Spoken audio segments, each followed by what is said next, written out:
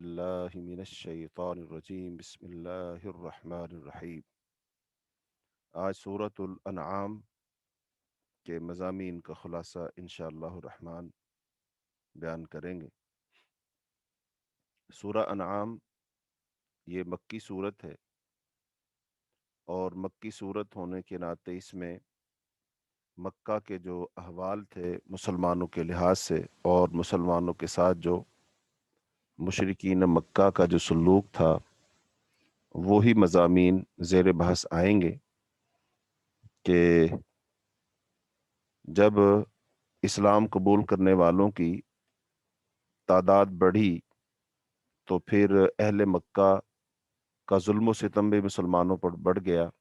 مشرکین مکہ جو تھے وہ بہت ظلم کرنے لگے، تو پھر مسلمانوں کو مکہ چھوڑ کر کے ہجرت کرنے کا حکم دیا گیا کہ حبشہ کی طرف ہجرت کر جاؤ۔ اور اس کے ساتھ ساتھ یہ آپ صلی اللہ علیہ وسلم پر جو زیادہ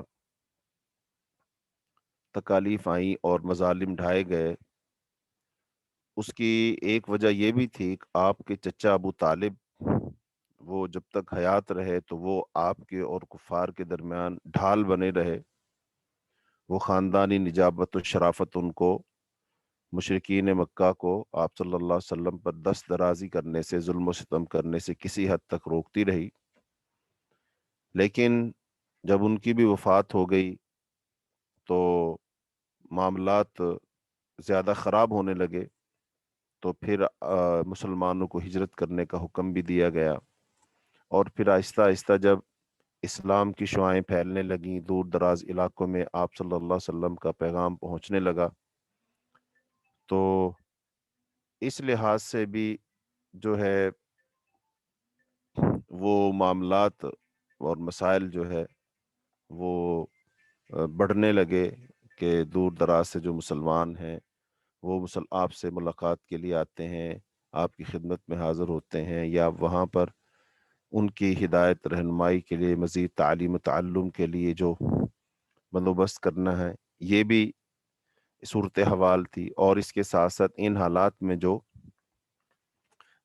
آیات نازل کی گئی ہیں اس صورت کے، تو وہ اس کو ہم اگر نکات کی صورت میں بیان کرنا چاہیں کہ اس صورت میں کون کون سے موضوع زیر بحث آئیں گے، تو ان میں سے ایک یہ کہ شرک کا ابطال اور عقیدہ توحید کی طرف دعوت دینا، اور جاہلیت کے ان توہمات کی تردید جن میں لوگ مبتلا تھے، اور ان بڑے بڑے اصول اخلاق کی تلقین جن پر اسلام کی معاشرت جو ہے، معاشرہ جو تعمیر ہونا چاہیے۔ پھر نبی صلی اللہ علیہ وسلم اور آپ کی دعوت کے خلاف لوگوں کے جو اعتراضات تھے، ان کا جواب۔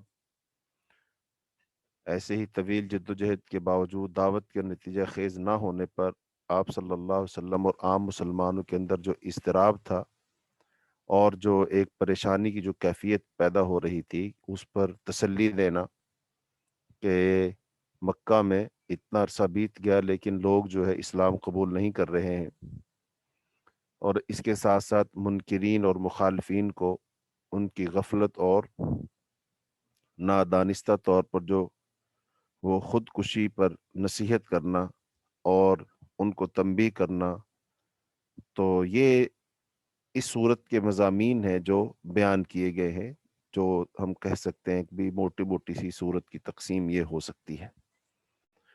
تو اب اس میں سب سے پہلے ہم صورت کے جو مضامین ہیں ان مضامین کا خلاصہ جو ہے ہر آیت کے لحاظ سے آپ کے سامنے بیان کر دیں گے، اور پھر اس میں سے جتنا ہوا اس کی مزید توضیح اور تشریح وہ کر سکیں گے۔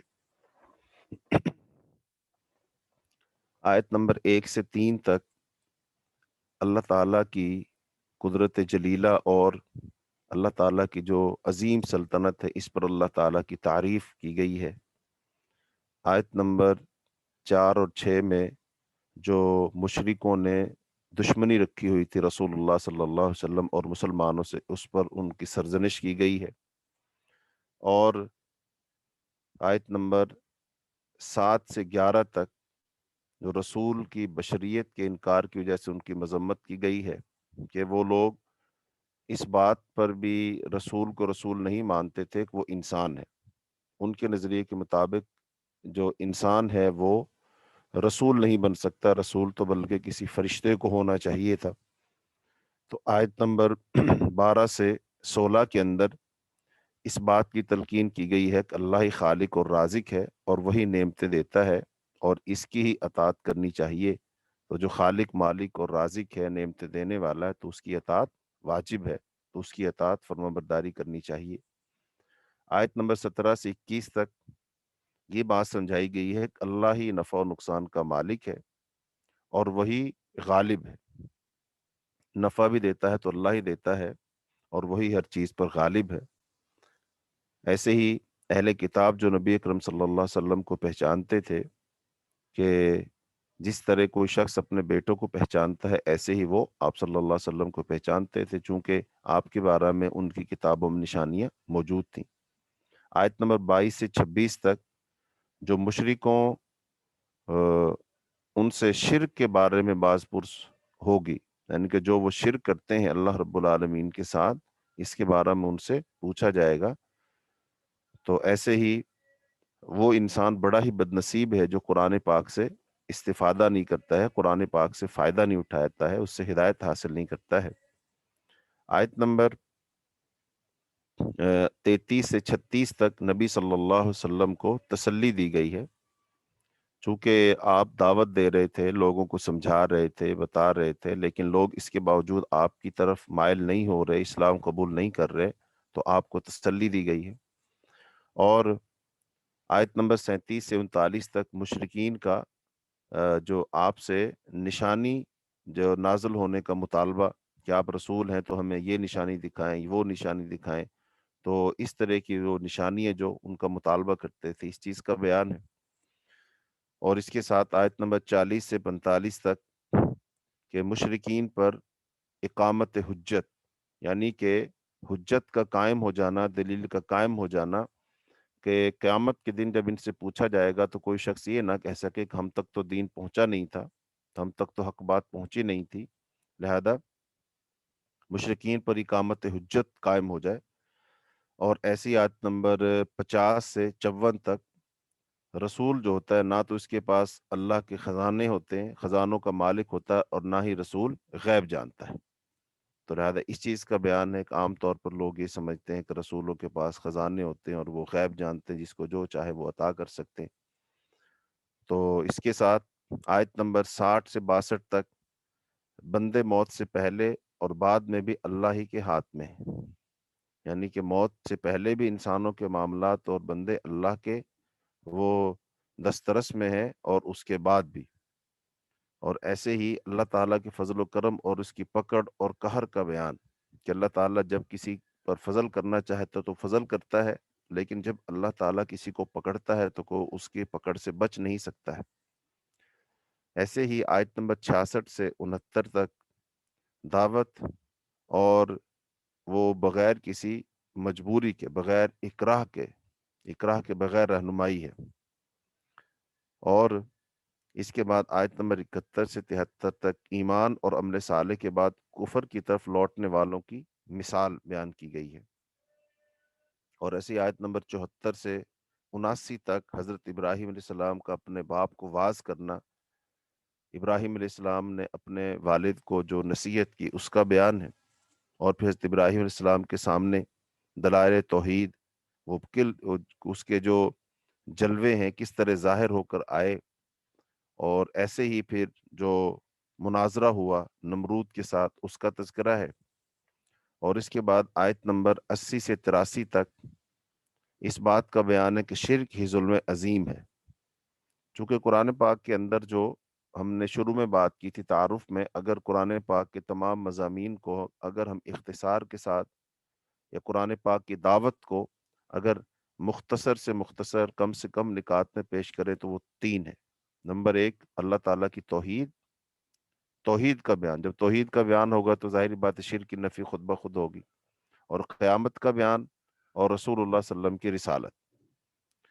تو شرک کا اس لیے ہر صورت میں बार बार तज़किरा आता है कि अल्लाह के साथ शिरक ना करें, शिरक ना करें, शिरक ही सबसे बड़ा गुनाह है, सबसे बड़ा जुल्म शिरक ही है। और ऐसी आयत नंबर 84 से 90 तक कि हज़रत इब्राहीम, अल्लाह ताला ने हज़रत इब्राहीम सलाम को बुढ़ापे में इसहाक और याकूब अता फरमाए, और ऐसे ही हज़रत नूह और हज़रत इब्राहीम की खसूसियत, और शिरक से इंसान के आमाल वो ज़ाया हो जाते हैं, रायगा हो जाते हैं, रसूल की बशरियत और उन पर किताब का नुज़ूल, और इसके साथ झूठे मुद्दाई नबूवत से बड़ा जालिम कोई नहीं होता।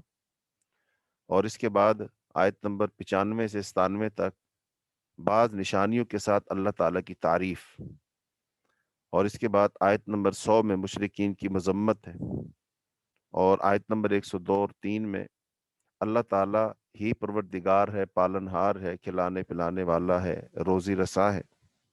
और फिर आयत नंबर 2 से 3, 102 और 3 में आखिरत में अल्लाह ताला का दीदार होगा। और फिर आयत नंबर 106 और 107 में वही की इत्तिबा का हुक्म, कि जो वही नाजिल होती है उसकी पैरवी करनी है, उसकी इत्तिबा करनी है। और आयत नंबर 108 में मुशरिकों के माबूदों को गाली देने से रोकना, कि तुम उनके मुशरिक जो हैं, उनके जो माबूद हैं, उनको गाली मत दो। तो ऐसा ना हो वो उनके माबूद तो झूठे हैं लेकिन वो फिर तुम्हारे सच्चे माबूद को गाली देंगे, इसलिए आयत नंबर 108 में उससे रोका गया। तो यहाँ पर सातवां पारा मुकम्मल हो जाता है, और फिर उसके बाद आयत नंबर 111 से आठवां पारा शुरू होता है। तो आयत नंबर 112 और 13 में इस बात का बयान है कि हर नबी का दुश्मन होता है, यानी कि अगर रसूलुल्लाह सल्लल्लाहु अलैहि वसल्लम से लोग दुश्मनी कर रहे हैं तो ये तो हर नबी के लोग दुश्मन होते हैं, हर नबी का दुश्मन होता है। और इसके बाद आयत नंबर 116 से 17 में इस बात का बयान है कि अक्सर लोग गुमराह हैं, अक्सर लोग गुमराह होते हैं। अक्सरियत जो होती है उनमें सोचने समझने की सलाहियत नहीं होती, उनमें अकल नहीं होती, और अक्सर लोग गुमराह होते हैं। और इसके बाद आयत नंबर 118 और 19 में अल्लाह के नाम का ज़बीहा वही हलाल है, और जिस पर अल्लाह के अलावा का नाम लिया जाए, किसी का नाम लिया जाए, तो वो ज़बीहा हलाल नहीं होता बल्कि वो हराम हो जाता है। तो आयत नंबर 121 में अल्लाह के नाम के बगैर ज़बह किया हुआ जानवर हराम है। फिर आयत नंबर 21 में ही शैतान की वही उसका जिक्र है। और आयत नंबर 123 और 24 में जो बड़े मुजरिम हैं और वो जो हीले साजियां और बहाने बनाते हैं और फिर इसकी वजह से उनका जो इंजाम होता है उसका जिक्र है। और आयत नंबर 123 और 24 में ये भी जिक्र है कि कुफ़ार रसूल अकरम सल्लल्लाहु अलैहि वसल्लम के नस्ब की बुलंदी के मोतरफ थे कि आप अच्छे हसब नस्ब, अच्छे ख़ानदान के मालिक हैं। और ऐसे ही आयत नंबर 129 में अल्लाह ताला जालिमों को एक दूसरे पर मुसल्लत कर देता है, यानी जालिम को जालिम से मरवा देता है, जालिम आपस में लड़ते हैं। तो ऐसे ही आयत नंबर 130 में जिन्नों और इंसानों को तंबीह की गई है, सजनिश की गई है। आयत नंबर 133 से 35 में नाफरमानी की सूरत में नाबूद कर देने की वईद है, तबाह बर्बाद कर दिया जाएगा अगर अल्लाह की नाफरमानी की गई। और आयत नंबर 136 में बाज शिरक किया जो आमाल हैं उनका बयान है। और ऐसे ही शैतान ने मुशरिकों के लिए कत्ल औलाद को अच्छा कर दिखाया है। चौपायों के बारे में मुशरिकों ने खुद से कुछ को हलाल और कुछ को हराम कर लिया है, तो ये उनकी ज़ाती तकसीम है जो उन्होंने की है। ऐसी आयत नंबर 141 में इसराफ, फजूल खर्ची उसका जिक्र है। और 143 और 144 में रसूम रवाज या किसी और बिना पर कुछ हलाल चीज़ों को हराम करार देने की तरदीद है, कि कुछ लोग किसी भी वजह से कुछ चीज़ों को वो खुद ब खुद हराम कर देते हैं, जबकि ये किसी को हक नहीं दिया गया। अल्लाह ने जो चीज़ हलाल की है वो हलाल है, जो हराम की है वो हराम है। फिर उसके बाद हराम अशिया का बयान है। और फिर आयत नंबर 151 में 10 वसीयतें की गई हैं। शिर्क की ममानियत है, वालिदैन साथ उसने सलूक है, कत्ल औलाद की ममानियत है, इंसान को कत्ल करने की ममानियत है, यतीम का माल खाना हराम है, माप तोल पूरा करने का हुक्म है, गवाही में इंसाफ का हुक्म है, अल्लाह के अहद को पूरा करने का हुक्म है, सिरात मुस्तकीम पर चलने का हुक्म है। तो और फिर उसके बाद आयत नंबर 154-55 में कुरान और तौरात की तारीफ की गई है। और फिर आयत नंबर 156-57 में कुरान मजीद जो है ये मखलूक पर अल्लाह ताला की हुज्जत है, दलील है। और आयत नंबर 158 में ईमान लाने में जो लोग ताखीर करते हैं उनकी सरजनिश की गई है। और ऐसे ही आयत नंबर 160 में नेकी का सवाब अल्लाह ताला बढ़ा चढ़ा कर देते हैं, कम अज कम 10 गुना। और बुराई जो होती है, बुराई एक ही लिखी जाती है, उसमें इजाफा नहीं होता है। और ऐसी आयत नंबर 161 से 63 में इस बात का बयान है कि इस्लाम ही सिरात मुस्तकीम है। क्योंकि जैसा हमने सूरह फातिहा में पढ़ा था कि इंसान अल्लाह से दुआ करते इहदिनस सिरातल मुस्तकीम, मुझे सिरात मुस्तकीम दिखा। तो आज सिरात मुस्तकीम कौन सा है? आज सिरात मुस्तकीम से मुराद दीन इस्लाम है। दीन इस्लाम ही सिरात मुस्तकीम है। और इसके साथ आयत नंबर 164 में इस बात का बयान है कि कोई शख्स किसी दूसरे का बोझ नहीं उठाएगा, बल्कि हर इंसान क़यामत के दिन अपना बोझ खुद उठाएगा। और आयत नंबर 165 में जहाँ सूरह अनआम का इख्तिताम हो रहा है कि अल्लाह ताला ने आजमाइश के लिए खलीफा बनाया और दर्जात में फ़र्क रखा है। यानी इंसान जो है खलीफा है। खलीफा का मतलब एक दूसरे के पीछे आने वाला।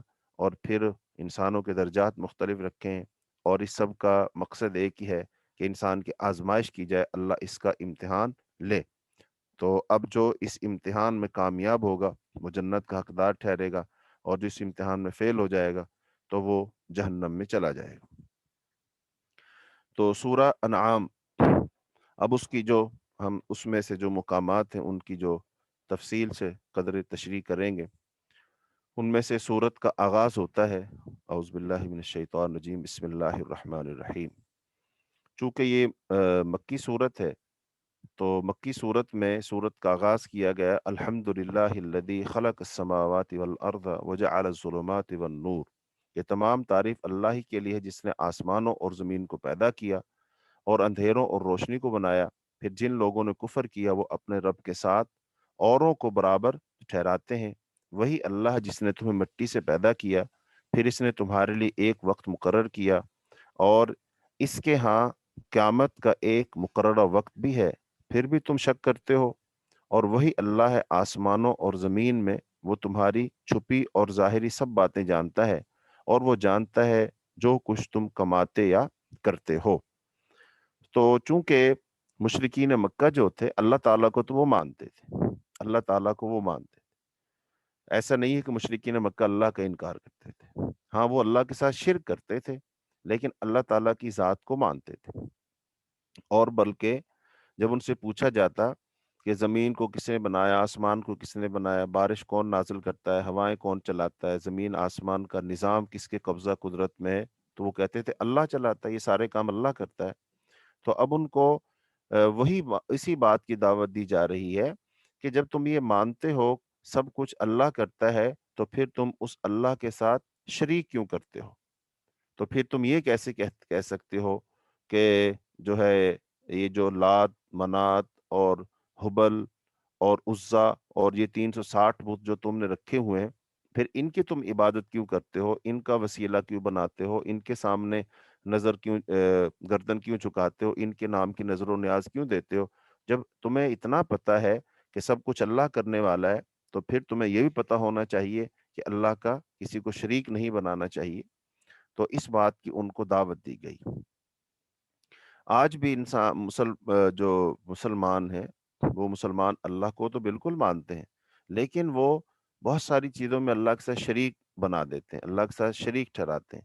तो लिहाजा ये शरीक बनाना किसी लिहाज से दुरुस्त नहीं है। जैसा कि हमारे यहाँ लोग जो है बहुत सारे जो वसीले बनाते हैं बुज़ुर्गों का, फिर उनके आस्थानों पर, कब्रों पर जाकर फिर नज़र नियाज़ देते हैं, चढ़ावे चढ़ाते हैं, मन्नतें मानते हैं, और फिर उनसे मदद मांगते हैं। जैसे या गौस लोग कहते हैं, या शेख अब्दुल कादिर जिलानी ये कहते हैं, तो या मोइनुद्दीन चिश्ती, इस तरह के अल्फाज बोलते हैं। तो इसका मतलब ये हुआ कि ये सब लोग अल्लाह के नेक बुजुर्ग हो सकते हैं, अल्लाह के बंदे हो सकते हैं, और उन्होंने कभी खुद भी नहीं कहा कि तुम हमारी इबादत करना। तो इसका मतलब ये लोग कर रहे हैं और ये गलत कर रहे हैं। तो अल्लाह पाक ने यहाँ यही दावत दी कि जब सब चीज़ का खालिक व मालिक अल्लाह ताला है, تو پھر یہی حق پہنچتا ہے کہ ہم اسی کی عبادت کریں اور اسی کے سامنے اپنی گردنوں کو جھکائیں، اور اللہ کے سوا کسی اور کی عبادت ہمیں نہیں کرنی چاہیے۔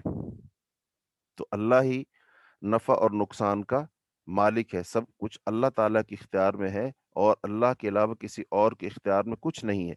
نفع بھی اگر ہے تو اللہ کی طرف سے، اور اگر نقصان ہے تو وہ بھی اللہ کے حکم اور مرضی سے ہے، اس کے بغیر کوئی نقصان بھی نہیں پہنچا سکتا۔ تو اللہ تعالیٰ نے آیت نمبر 17 میں ارشاد فرمایا،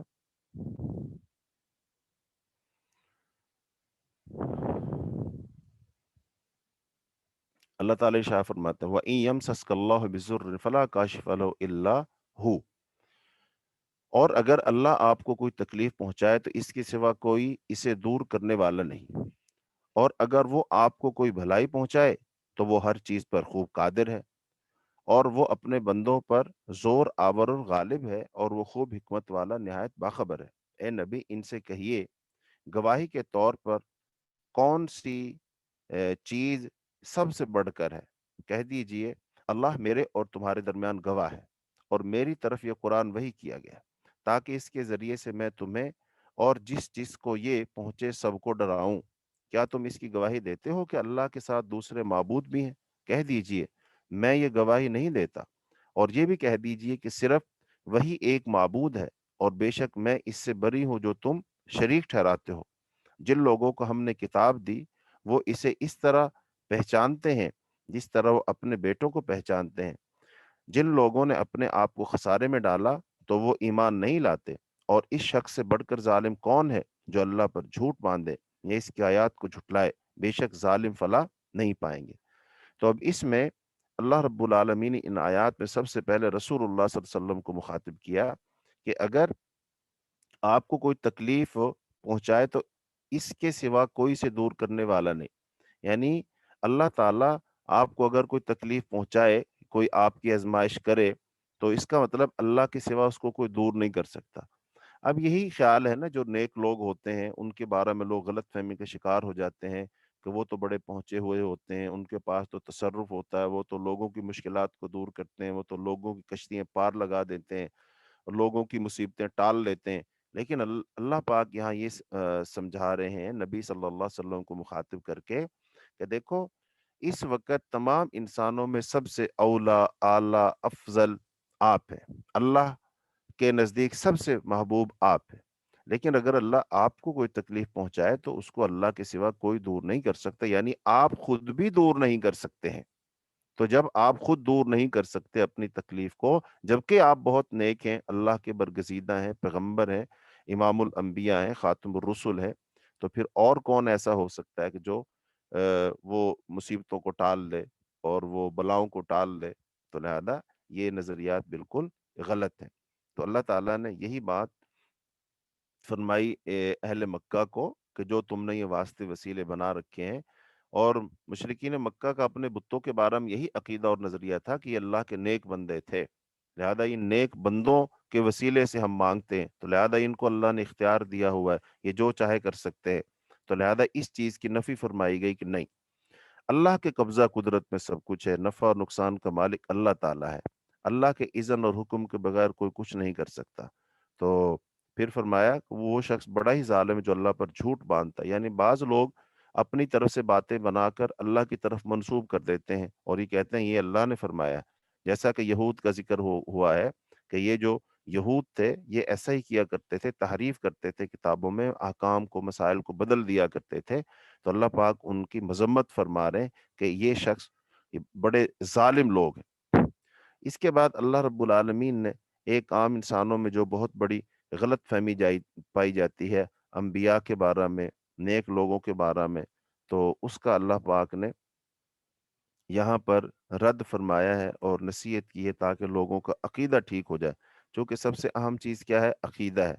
اگر عقیدے میں کوئی شرک پایا جاتا ہے تو ظاہری بات ہے وہ انسان فلاح نہیں پا سکتا، وہ شخص کامیاب نہیں ہو سکتا، بھلے وہ کتنا ہی نیک کیوں نہ ہو۔ تو اللہ رب العالمین نے ارشاد فرمایا آیت نمبر 50 میں،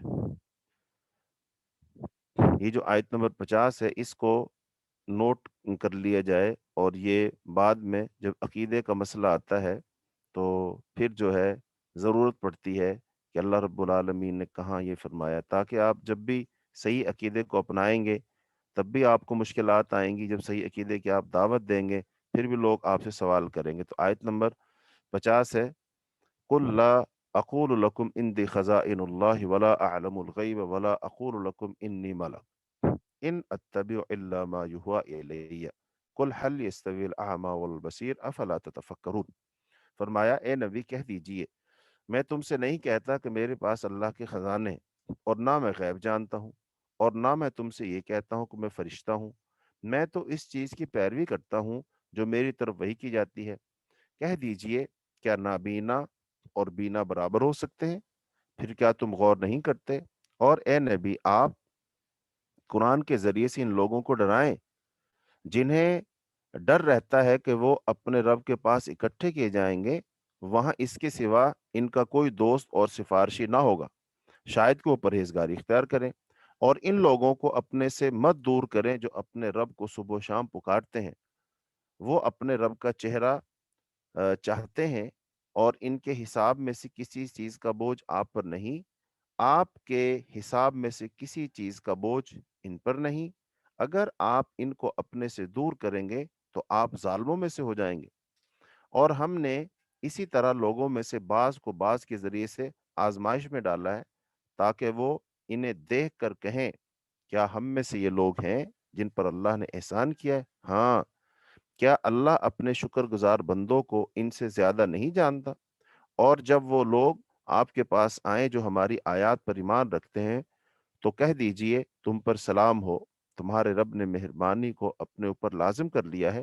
بے شک تم میں سے جو شخص جہالت سے برا عمل کرے پھر اس کے بعد توبہ کرے اور اصلاح کر لے تو یقیناً وہ بہت بخشنے والا نہایت رحم کرنے والا ہے۔ ان آیات میں بہت ساری باتیں سمجھائی گئی ہیں۔ سب سے پہلی بات کہ نبی کے بارے میں لوگ اپنی طرف سے باتیں گھڑ کر بیان کرتے ہیں، اور ان کا نظریہ وہی ہوتا ہے کہ نبی کی فضیلت بیان کرنا، نبی سے محبت کا اظہار کرنا، ان کا نظریہ یہی ہوتا ہے۔ یعنی آپ یہ کہہ سکتے ہیں کہ ان کی نیت اچھی ہے، ان کی نیت اچھی ہے، وہ آپ صلی اللہ علیہ وسلم کی فضیلت بیان کرنا چاہتے ہیں، آپ کی عظمت بیان کرنا چاہتے ہیں، لیکن ان کا اس طرح آپ کی عظمت بیان کرنا، فضیلت بیان کرنا، یہ غلو ہو جاتا ہے اور اس سے وہ شرک کر بیٹھتے ہیں۔ تو اس لیے لوگوں کو یہ سمجھایا گیا کہ اللہ پاک اپنے نبی صلی اللہ علیہ وسلم سے خود کہہ رہے ہیں کہ آپ لوگوں سے کچھ باتیں کہو تاکہ آپ کی زبانی باتیں آپ کی طرف سے ان تک پہنچ جائیں اور لوگ جو ہے غلط فہمی سے نکل آئیں۔ وہ کیا ہے؟ فرمایا قل لا اقول لکم عندی خزائن۔ لوگ کہتے ہیں کہ آپ کے پاس تو خزانے ہیں، آپ تو خزانوں کے مالک ہیں، آپ جس کو جو چاہے نواز سکتے ہیں، جو چاہے دے سکتے ہیں، تو لہذا وہ تو آپ کے اختیار میں۔ جیسا کہ بہت سارے مسلمان ہیں، وہ ایسے ہی آپ صلی اللہ علیہ وسلم کے بارے میں نعتیں پڑھتے ہیں اور انہوں نے نعتیں بنا رکھی ہیں۔ مثال کے طور پر بڑی مشہور اردو کی جو نعتیں ہیں ان میں سے ایک ہے، میں تیرا کھاواں میں تیرے گیت گاواں یا رسول اللہ، کہ ہم تو آپ کا کھاتے ہیں، آپ پہ گیت گاتے ہیں۔ ایک ایسے ہی کہتا ہے، وہ بڑی مشہور ایک نعت ہے کہ یسرب کے والی سارے نبی تیرے در کے سوالی، اب شاہ مدینہ۔ اب یہ جو الفاظ ہیں ان پر غور نہیں کیا جاتا۔ میں نے بہت سارے لوگوں سے پوچھا جو یہ نعت پڑھتے ہیں، وہ نہ سمجھی میں لاشعوری طور پر پڑھتے ہیں کہ اس کی لے بڑی اچھی ہے، سر بڑی اچھی بنتی ہے، سننے میں بڑی اچھی لگتی ہے، لیکن اس کا معنی مفہوم جب اس پر غور کیا جائے تو معنی مفہوم اتنا عجیب ہے جس کے اندر شرک ہی شرک پایا جاتا ہے۔ جیسے یسرب کے والی سے مراد کون ہے؟ رسول اللہ صلی اللہ علیہ وسلم، یعنی اے یسرب کے میں رہنے والے، یعنی اے رسول اللہ صلی اللہ علیہ وسلم، یا رسول اللہ سارے نبی تیرے در کے سوالی، یعنی سارے نبی آپ کے دروازے سے، آپ کے در سے مانگتے ہیں۔ حالانکہ یہ بات تو غلط ہے، سارے انبیاء وہ تو اللہ کے در سے مانگتے تھے، جیسا قرآن میں اللہ تعالیٰ فرماتے ہیں یا ایھا الناس انتم الفقراء الی اللہ، اے لوگو تم سب کے سب اللہ کے در کے فقیر ہو، سب کو دینے والا تو اللہ ہے۔ تو انبیاء تو لوگوں کو انسانوں کی غلامی سے نکال کر اللہ کی بندگی میں لائے۔ جو لوگ بتوں کے آستانوں سے مانگتے تھے ان کو وہاں سے ہٹا کر اللہ کے دربار میں لائے کہ اللہ سے مانگو، اللہ دیتا ہے۔ لیکن ہم یہ کہہ رہے نہیں، سارے نبی حضور پاک صلی اللہ علیہ وسلم کے در سے مانگتے تھے۔ اور ایک کہتا ہے اللہ کے پلے میں سوائے وحدت کے کیا ہے، یعنی اللہ تو صرف اکیلا ہی اکیلا ہے، اللہ کے پلے میں سوائے وحدت کے کیا ہے، جو کچھ لینا ہے لے لیں گے محمد سے صلی اللہ علیہ وسلم. ہاں، یعنی کہ جو کچھ ہمیں چاہیے وہ تو ہم حضور سے لے لیں گے. ہمیں اللہ کے پاس تو صرف توحید ہی توحید ہے. نعوذ باللہ نعوذ باللہ نعوذ باللہ، نقل کفر کفر نہ باشد. تو بہرحال یہ جو نظریات ہیں ان کی نفی فرمائی گئی کہ آپ لوگوں سے کہہ دیجئے کہ میں نہیں کہتا کہ میرے پاس خزانے، ولا عالم الغیب، اور میں غیب نہیں جانتا. غیب نہیں جانتا. غیب جاننا کس کی صفت ہے؟ اللہ کی. غیب کیا ہوتا ہے؟ بغیر کسی اطلاع، بغیر کسی ذریعے کے وہ کل کی باتیں بتانا. تو یہ تو صرف اللہ جانتا ہے کل کیا ہوگا، یہ صرف اللہ جانتا ہے. لیکن لوگ انسانوں سے چاہتے ہیں، جیسے ہمارے ہاں بہت ساری چوریاں چکاریاں ہو جاتی ہیں اور مسلمان پھر جاتے ہیں عاملوں کے پاس جاتے ہیں اور ان سے کہتے ہیں جی بتاؤ چوری کی ہے کس کے پاس ہوگی، وہ لوٹا گھماتا ہے اور چیزیں بتاتا ہے. تو یہ سب چیزیں کیا ہیں؟ وہ یہ سمجھ رہا ہوتا ہے انسان کہ اس کو معلوم ہے کہ وہ چیز کہاں ہے. تو اس کا مطلب یہ کیا ہے؟ وہ غیب کے بارے میں بتا رہا ہے. تو ایسے رسول اللہ صلی اللہ علیہ وسلم نے فرمایا جو کسی کاہن کے پاس جاتا ہے اور پھر اس کی تصدیق کرتا ہے جو وہ کہتا ہے، تو اس کی 40 دن تک نماز قبول نہیں ہوتی. یعنی جو شخص کاہن کے پاس جائے، عراف کے پاس جائے، تو یعنی جو ایک ماضی کے بارے میں بتائے ماضی میں جو کچھ ہو گیا، اور ایک جو مستقبل میں جو بتایا کہ بھی اب کیا ہونے والا ہے. تو جو شخص جاتا ہے ان کے پاس اور کہتا ہے کہ بتاؤ مجھے، اور پھر وہ جو بتاتا ہے وہ عامل اس پر یقین رکھتا ہے، تو اس آدمی کی 40 دن تک نماز قبول نہیں ہوتی. تو اس کا مطلب ہم مسلمانوں کو عقیدہ ٹھیک کرنا چاہیے کہ اللہ کے سوا کوئی غیب نہیں جانتا. اب بعض لوگ کہتے ہیں پھر حضور پاک کو قیامت تک جو کچھ ہوگا وہ تو آپ بتا کر گئے. ہاں بالکل صحیح کہہ رہے ہیں، بتا کر گئے، لیکن اس کو غیب جاننا نہیں کہتے. یہ تو وحی ہے، اللہ رب العالمین نے وحی کے ذریعے سے اپنے نبی کو بتایا. تو غیب کیا ہوتا ہے؟ بغیر کسی واسطے وسیلے کے ذریعے کے بتانا. تو یہاں تو نبی صلی اللہ علیہ وسلم اور اللہ کے درمیان وحی کا ذریعہ ہے، وسیلہ ہے. تو وحی کے ذریعے سے آپ بتا رہے ہیں. اللہ پاک حضرت جبریل علیہ السلام کو بتاتے ہیں، جبریل علیہ السلام حضور پاک کو بتا دیتے ہیں. تو اس کا مطلب یہ تو وحی ہوئی نا. تو یہ پھر غیب نہیں ہے، یہ تو وہی ہے. یہ تو بالکل ایسے ہی ہے کہ اب کوئی شخص امریکہ میں بیٹھا ہے اور وہاں سے وہ یہاں پاکستان میں فون کر کے بتاتا ہے جی وہاں ایسے ہو گیا، اور وہ لوگوں کو بتا دیتا ہے. تو کیا وہ کہہ سکتا ہے کہ یہ غیب جانتا ہے؟ نہیں، غیب نہیں جانتا. وہ ٹیلی فون کے ذریعے سے، ذرائع مواصلات کے ذریعے سے اس کو پتہ چل گیا. تو لہذا ایسی اللہ کے علاوہ کو غیب نہیں جانتا. اور تیسری بات، رسول اللہ صلی اللہ علیہ وسلم مخلوق کے لحاظ سے کیا ہے؟ نوری ہیں، ناری ہیں، خاکی ہیں. یعنی نور سے بنی ہوئی مخلوق ہے، یعنی فرشتے ہیں. آگ سے بنی ہوئی مخلوق ہے یا جن ہے، یا مٹی سے بنی ہوئی مخلوق ہے یعنی انسان ہے. کیا ہے؟ تو مشرکین مکہ تو کہا کرتے تھے کہ رسول تو بھائی کوئی فرشتہ ہونا چاہیے. اور اس کا جواب اللہ تعالیٰ نے سورہ بنی اسرائیل میں دیا کہ اگر زمین پر فرشتے چلتے پھرتے ہوتے، بستے ہوتے، تو پھر ہم ان میں کوئی فرشتہ ہی رسول بنا کر بھیجتے. لیکن اب یہاں تو انسان ہے، تو لہذا انسانوں کی رہنمائی اور سمجھانے کے لیے، ہدایت کے لیے کس کو بھیجنا تھا؟ تو ظاہری بات وہ انسان کو ہی بھیجیں گے. تو اس لیے رسول اللہ صلی اللہ علیہ وسلم خود آپ کہہ رہے ہیں کہ میں فرشتہ نہیں ہوں. تو اس کا مطلب یہ 3 بڑے عقائد ہیں، 3 بڑی باتیں ہیں جن کی اللہ تعالیٰ نے یہاں نفی فرمائی ہے. کہ ایک تو رسول کے بارے میں یہ نہیں سوچنا چاہیے کہ اس کے پاس خزانے سارے اللہ کے پاس ہیں. دوسرا، کوئی غیب نہیں جانتا سوائے اللہ کے، یعنی رسول اللہ صلی اللہ علیہ وسلم غیب نہیں جانتے، کوئی بھی انسان نہیں جانتا. اور ایسے ہی آپ صلی اللہ علیہ وسلم فرشتے نہیں تھے بلکہ آپ انسان تھے. اور یہ انسانیت کا شرف ہے کہ اللہ پاک نے رسول اللہ صلی اللہ علیہ وسلم کو انسانوں میں سے بنایا، تو انسانوں کا درجہ بلند ہوا. پھر آگے فرمایا کہ ان اتبع الا ما یوحى الیہ، میں تو صرف وہی کی پیروی کرتا ہوں. یعنی کہ وہی کی پیروی کرتا ہوں. تو وہی کہاں سے آتی ہے؟ اللہ کی طرف سے آتی ہے. تو لہذا وہی کی پیروی رسول اللہ صلی اللہ علیہ وسلم کرتے ہیں. وہی کے ذریعے سے آپ کو بتایا جاتا ہے جو کچھ بتایا جاتا ہے. سارے کا سارا علم آپ کو وہی کے ذریعے سے ملا. پھر فرمایا قل هل يستوي الاعمى والبصير، کیا اندھا اور دیکھنے والا برابر ہو سکتے ہیں؟ یا مراد جس کے پاس علم ہے وہ اور جس کے پاس علم نہیں ہے، کیا وہ برابر ہو سکتے ہیں؟ هل يستوي الذين يعلمون والذين لا يعلمون، کیا جاننے والے اور نہ جاننے والے برابر ہو سکتے ہیں؟ تو وہ تو برابر نہیں ہو سکتے، ہرگز نہیں ہو سکتے ہیں.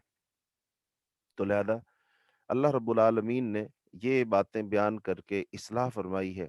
آگے ہے ابراہیم علیہ الصلاۃ والسلام نے واز کیا اپنے باپ کو چونکہ آپ اس میں یہ حکمت موجود ہے کہ جو دعوت کا کام ہے اپنے گھر سے کیا جائے، اپنے گھر والوں کو سمجھایا جائے، تو ابراہیم علیہ السلام نے جو بات باہر لوگوں سے کہنی تھی وہ آپ نے اپنے باپ سے کہی، اپنے باپ کو سمجھانے کی کوشش کی۔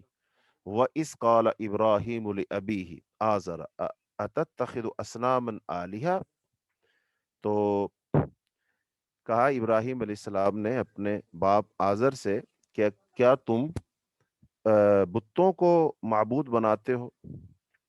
تو یہ ابراہیم علیہ السلام نے اپنے باپ کو دعوت دی، کیا تم بتوں کو معبود بناتے ہو، ان کو تم پوجتے ہو، ان کی عبادت کرتے ہو؟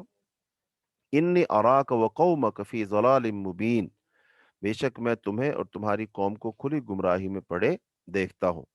وکذالک، اور اسی طرح نری ابراہیم ملکوت السماوات والارض، اور اسی طرح ہم ابراہیم کو آسمانوں اور زمینوں کی بادشاہی دکھاتے تھے تاکہ وہ یقین کرنے والوں میں سے ہو جائے۔ چنانچہ جب اس پر رات چھا گئی تو اس نے ایک ستارہ دیکھا، ابراہیم نے کہا یہ میرا رب ہے۔ پھر جب وہ غروب ہو گیا تو کہا میں غروب ہونے والے سے محبت نہیں کرتا۔ پھر جب اس نے چاند دیکھا، چمکتا ہوا دیکھا، تو کہا یہی میرا رب ہے۔ پھر جب وہ غروب ہو گیا تو اس نے کہا اگر میرے رب نے مجھے ہدایت نہ دی تو یقیناً میں گمراہ قوم میں سے ہو جاؤں گا۔ چنانچہ جب اس نے سورج کو جگمگاتا ہوا دیکھا تو کہا یہ میرا رب ہے، یہ سب سے بڑا ہے۔ پھر جب وہ بھی غروب ہو گیا تو اس نے کہا اے میری قوم، بے شک جنہیں تم شریک ٹھہراتے ہو میں ان سے بیزار ہوں۔ بے شک میں نے اپنا چہرہ اس ذات کی طرف مرکوز کر لیا ہے جس نے آسمانوں اور زمین کو پیدا کیا، میں اسی اللہ کا عبادت کرنے والا ہوں اور میں مشرکوں میں سے نہیں ہوں۔ اب ابراہیم علیہ السلام نے اپنے باپ کو سمجھایا، چونکہ وہ بت پرست تھے، بتوں کی پوجا کرتے تھے، تو ان کو سمجھایا کہ باجی آپ کیا کرتے ہیں، ان کو کیوں پوجتے ہیں، ان کو کیوں معبود بناتے ہیں، یہ تو معبود نہیں ہے، میں تو آپ کو بھی اور آپ کی قوم کو بھی کھلی گمراہی میں دیکھتا ہوں۔ تو اب ابراہیم علیہ السلام نے جب یہ بات کی، یہ دعوت دی، تو ظاہر بات ہے یہ تو آپ کے باپ کو بھی اچھی نہ لگی، آپ کی قوم کو بھی اچھی نہ لگی، بادشاہ کو بھی اچھی نہ لگی کہ یہ ابراہیم کہتا کیا ہے، آج تک ہمارے باپ دادا سارے کا سارا معاشرہ ان بتوں کو پوجتا ہے، ان کے سامنے جھکتا ہے اور ان کے نظریے کے مطابق یہی ہمیں سب کچھ دیتے ہیں، لیکن یہ کیسی عجیب عجیب باتیں کر رہا ہے، ایسی باتیں تو آج تک ہم نے سنی نہیں ہے۔ تو ابراہیم علیہ السلام نے کہا آپ سب کے سب راہ حق سے ہٹے ہوئے، تم کھلی گمراہی میں پڑے ہوئے۔ اور ایسا ابراہیم علیہ السلام نے کیوں کہا کہ اللہ تعالیٰ نے ابراہیم علیہ السلام کو وہ چیزیں دکھا دیں آسمان اور زمین کی جن کی وجہ سے انہیں یقین آ گیا۔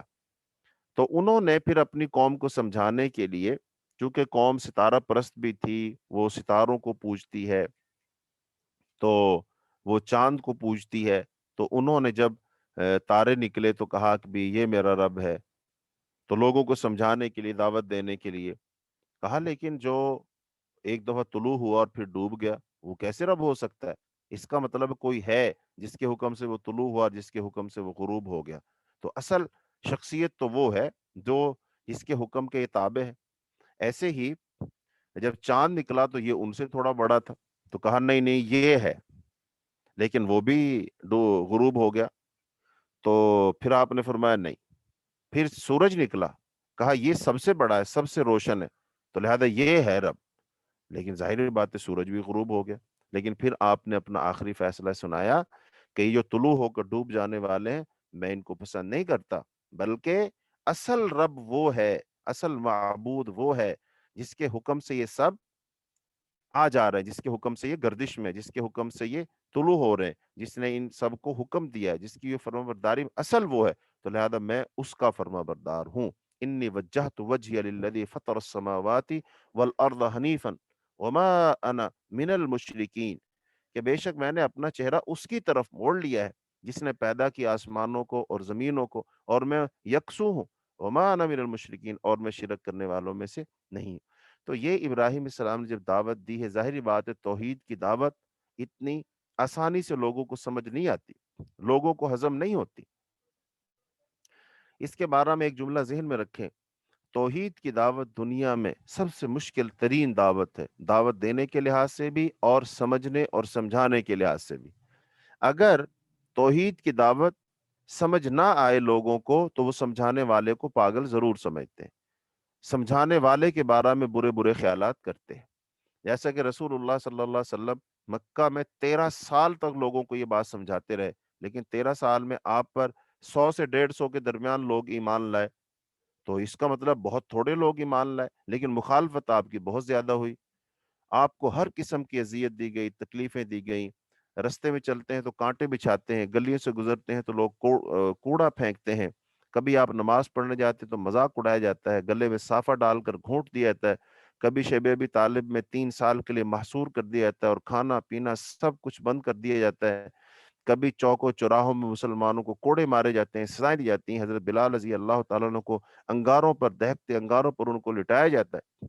تو یہ مشکل ترین دعوت ہے، سمجھنے کے لحاظ سے بھی، سمجھانے کے لحاظ سے بھی۔ اور پھر آپ صلی اللہ علیہ وسلم کو ان ظالموں نے، جو انہیں توحید سمجھ نہ آئی، تو آپ کو کہا نعوذ باللہ یہ پاگل ہے، مجنو ہے، ساحر ہے، کاذب ہے، معلوم نہیں کیا کیا کیا کہا، لیکن اس وجہ سے کہا کہ ان کو توحید کی دعوت سمجھ نہیں آئی تھی۔ لیکن یہی اہل مکہ تھے، ان میں سے جو زندہ رہے، جنگوں کے بعد بچ گئے، بالآخر ان کو سمجھ آتے آتے آ گئی۔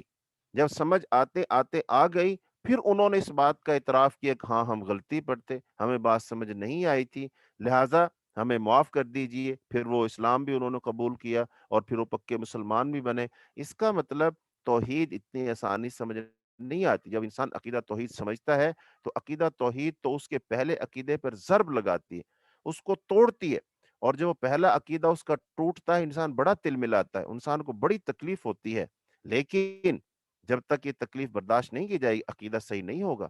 اس لیے ابراہیم علیہ السلام ہو یا رسول اللہ صلی اللہ علیہ وسلم یا جتنے بھی انبیاء ہیں، جب انہوں نے توحید کی دعوت دی اور شرک کا رد کیا تو ان کو بڑی مشکلات کا سامنا کرنا پڑا، لیکن جو ان مشکلات کا سامنا کرتا ہے بالآخر وہ سرخرو ہوتا ہے، اللہ تعالیٰ اسے کامیاب کرتا ہے۔ ایسی جب توحید کی دعوت دی جائے گی تو توحید کی دعوت دیتے ہوئے بعض دفعہ انسان وہ بتوں کے بارے میں، اور جو بھلے وہ انسان ہوں، بھلے وہ بت ہوں جن کی عبادت کی جا رہی ہے، ان کو پھر انسان جوش جذبے میں آ کر بعض دفعہ وہ باتیں کہہ جاتا ہے کہ جس کا اچھا نتیجہ نہیں نکلتا ہے۔ تو لہٰذا اس بارے میں اللہ تعالیٰ نے نصیحت کی کہ ٹھیک ہے، ان کو دعوت ضرور دو، ان کو سمجھاؤ ضرور، ان کے باطل نظریات کی اصلاح ضرور کرو، یہ سب کچھ صحیح ہے، لیکن دعوت دیتے وقت تم ایسا انداز نہ اپنانا کہ تم ان کے جو جھوٹے اور باطل معبود ہیں ان کو تم کہیں گالیاں دو، اور گالیاں دو پھر کیا ہوگا، وہ تمہارے سچے معبود کو گالیاں دیں گے۔ تو اللہ تعالیٰ نے فرمایا آیت نمبر 108 میں، وَلَا تَسُبُّوا الَّذِينَ يَدْعُونَ مِن دُونِ اللَّهِ فَيَسُبُّوا اللَّهَ عَدُوًّا بِغَيْرِ عِلْمٍ، کہ اور مشرکین اللہ کو چھوڑ کر جنہیں پکارتے ہیں تم انہیں گالی مت دو، پھر وہ بھی جہالت میں حد سے گزرتے ہوئے اللہ کو گالی دیں گے۔ اسی طرح ہم نے ہر امت کے لیے ان کے عمل میں کشش پیدا کر دی، پھر انہیں اپنے رب کی طرف لوٹ کر جانا ہے، پھر وہ انہیں بتائے گا کہ وہ کیا کچھ کرتے رہتے تھے۔ تو اس لیے ہمیں جب ہم کسی کو دعوت دیں تو لہجہ ہمارا اچھا ہو، الفاظ کا چناؤ اچھا ہو، اور ہم اس کو ایسے احسن انداز میں عقیدت توحید کی، اسلام کی دعوت دیں کہ وہ شخص ہماری بات کو سنے اور سن کر اس کا اثر قبول کرے، نہ کہ وہ بھڑک جائے اور غصے میں آ جائے، اور غصے میں آ کر جب اس کو حق بات سمجھ آنی تھی وہ بھی اس کو سمجھ نہ آئے۔ تو لہٰذا ہمیں ایسا انداز اور طریقہ نہیں اپنانا چاہیے، ایسے انداز سے فائدہ کم ہوتا ہے اور نقصان زیادہ ہوتا ہے۔ لیکن یہ دعوت کے میدان میں جو لوگ ہوتے ہیں ان کو بہت ساری چیزیں برداشت کرنا پڑتی ہیں، تب جا کر دعوت رنگ لاتی ہے، جیسا کہ خود رسول اللہ صلی اللہ علیہ وسلم نے مکہ میں 13 سال گزارے اور آپ نے ہر مصیبت، پریشانی اور تکلیف جھیلی، لیکن پھر بھی آپ لوگوں کو دعوت دیتے رہے، پھر بھی لوگوں کو سمجھاتے رہے، لوگوں کے لیے ہمدردی رکھتے رہے، انہی کے لیے راتوں کو اٹھ اٹھ کر دعائیں مانگتے رہے، اور ان کے لیے اللہ رب العالمین کو مناتے رہے۔ تو اس کا مطلب دعوت جو ہے یہ بڑا صبر آزما کام ہے، انسان سے بڑا صبر کا مظاہرہ کرواتی ہے دعوت۔ تو ہم بھی اگر دعوت دیں، بھلے وہ مسلمانوں کو دیں یا غیر مسلموں کو دیں، تو پھر ہمیں بھی بڑے صبر کے ساتھ دعوت دینی چاہیے۔ اس کے بعد اللہ تعالیٰ نے یہ بات سمجھائی ہے کہ جو اکثر لوگ ہوتے ہیں، اکثر لوگ جو ہوتے ہیں یہ کیا ہوتے ہیں؟ یہ گمراہ ہوتے ہیں، سیدھے رستے سے یہ ہٹے ہوئے لوگ ہوتے ہیں۔ تو لہذا اکثریت کی بنیاد پر کوئی فیصلہ کرنا کہ جو کام اکثر لوگ کر رہے ہیں وہ صحیح ہے، نہیں، یہ بات درست نہیں، یہ پیمانہ درست نہیں ہے۔ جبکہ دنیا میں اس وقت جمہوریت ہے اور اسی بات کو صحیح سمجھا جاتا ہے کہ جس کو زیادہ لوگ صحیح سمجھ رہے ہیں وہی صحیح ہے۔ حق کا پیمانہ یہی سمجھا جاتا ہے کہ دیکھو جس کام کو تو اتنے سارے لوگ کر رہے ہیں، اتنے سارے لوگ کیا غلط ہو سکتے ہیں؟ یہ ساری باتیں، یہ ہمیں شیطان نے ہمارے دماغوں میں باتیں ڈال دی ہیں۔ حق کو پہچاننے کا یہ کوئی معیار اور پیمانہ نہیں ہے کہ اس کے ماننے والے کم ہیں۔ حق کا پیمانہ یہ نہیں ہے، بالکل یہ حق کا معیار نہیں ہے۔ ہاں، اگر ساری دنیا ایک طرف ہے اور ایک شخص ایک طرف ہے، ہاں وہ حق پر ہو سکتا ہے، ساری دنیا غلط ہو سکتی ہے۔ قیامت کے دن رسول اللہ صلی اللہ علیہ وسلم فرمایا بعض نبی آئیں گے، ان کے وہ اکیلے ہی ہوں گے، ان کے ساتھ کوئی نہیں ہوگا، یعنی ان پر کوئی ایمان نہیں لایا ہوگا۔ تو اس کا مطلب وہ نبی جس قوم میں بھیجا گیا ساری قوم ایک طرف اور وہ اکیلا نبی ایک طرف، تو کیا وہ نبی غلط ہے؟ نہیں، وہ نبی حق پر ہے، بھلے وہ اکیلا ہے پھر بھی حق پر ہے، اور ساری قوم ایک طرف ہے وہ زیادہ ہے لیکن وہ غلط ہے، وہ باطل پر ہے۔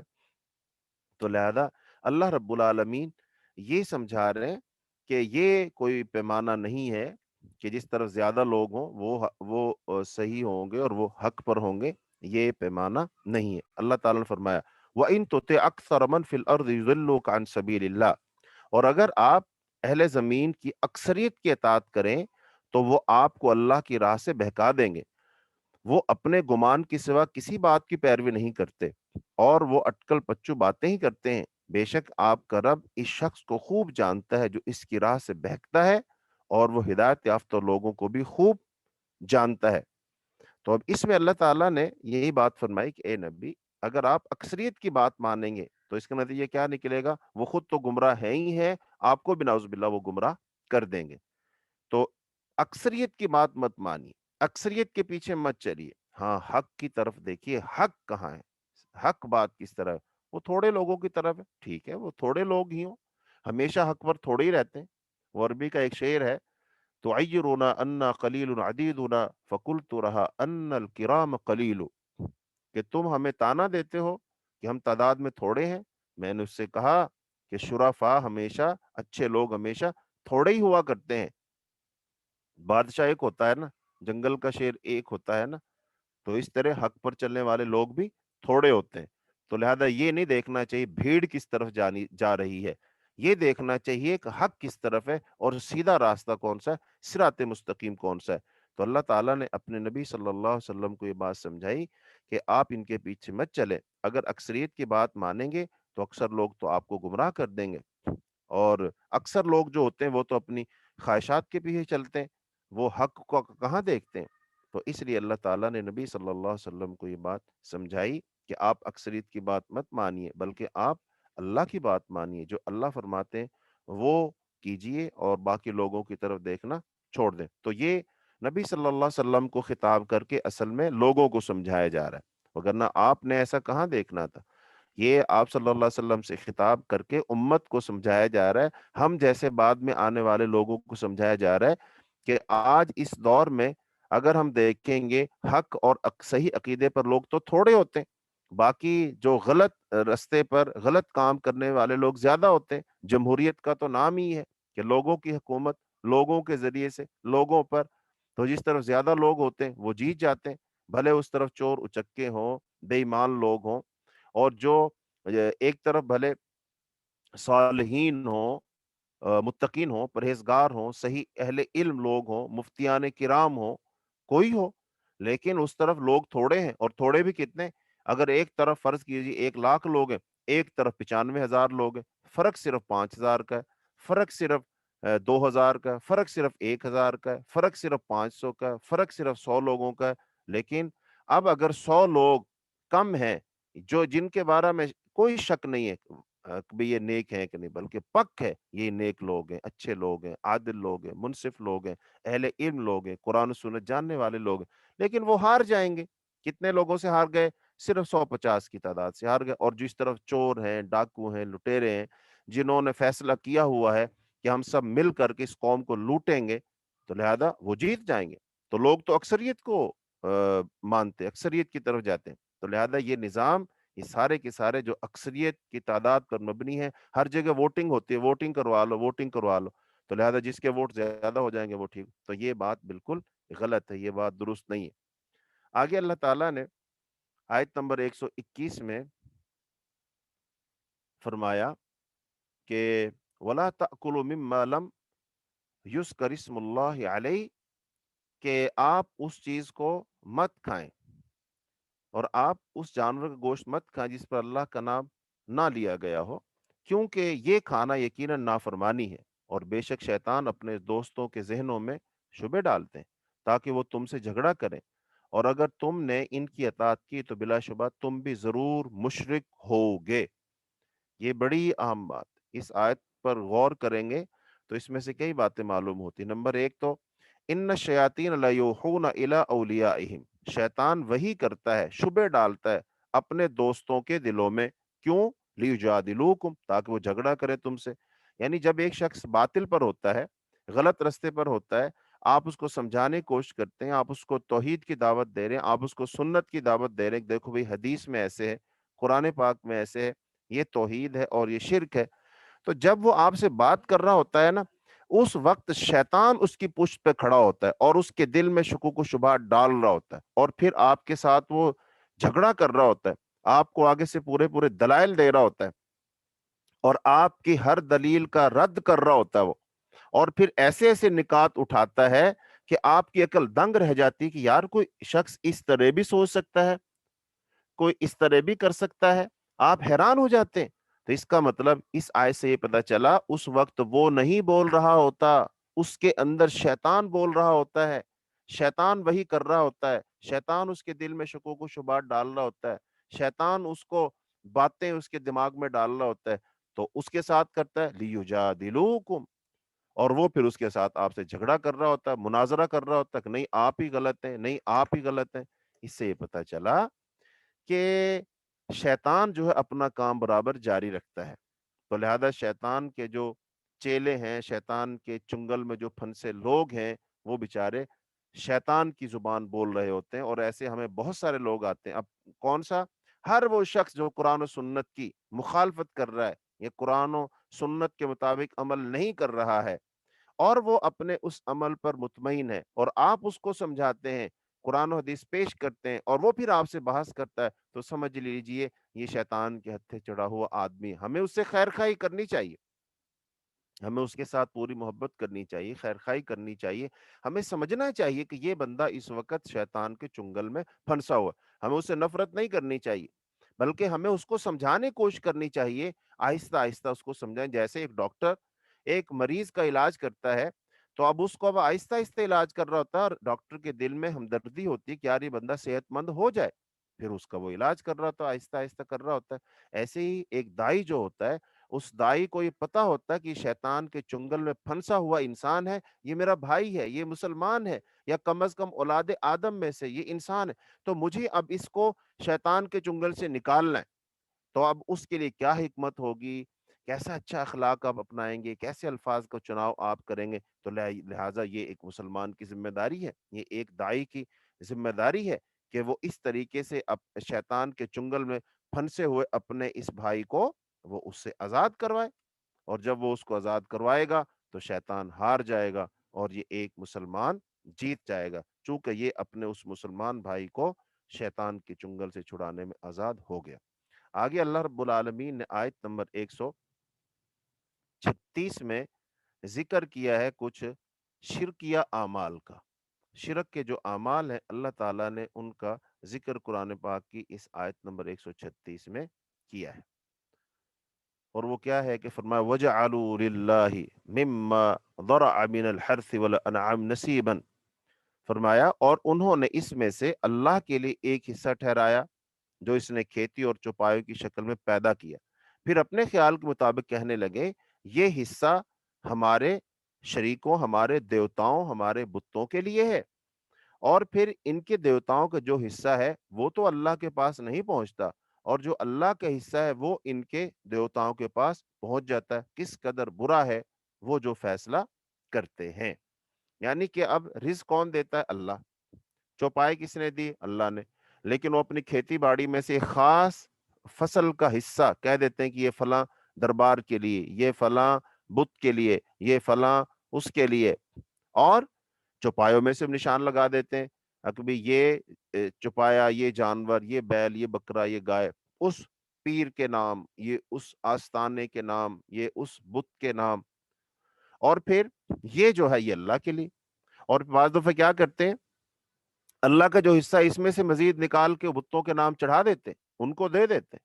تو اس کا مطلب اللہ پاک فرما رہے ہیں کہ یہ انسانوں کو کیا ہو گیا، یہ سارے کے سارے وہ شرک کر رہے ہیں، شرکیہ اعمال ہیں جو وہ کر رہے ہیں، اور ایسا انسان کو نہیں کرنا چاہیے، بلکہ رزق دینے والا اللہ، چوپائے دینے والا اللہ، تو لہذا یہ سب کچھ اللہ کا مال ہے، اللہ کے لیے ہے، اور ہمیں کسی کے لیے اس میں سے خاص نہیں کرنا چاہیے۔ اگر ہم ایسا کریں گے تو یہ بہت برا فیصلہ ہوگا جو ہم کریں گے، اور یہ برا فیصلہ ہمیں دنیا میں بھی اور آخرت میں بھی کہیں کا نہیں چھوڑے گا۔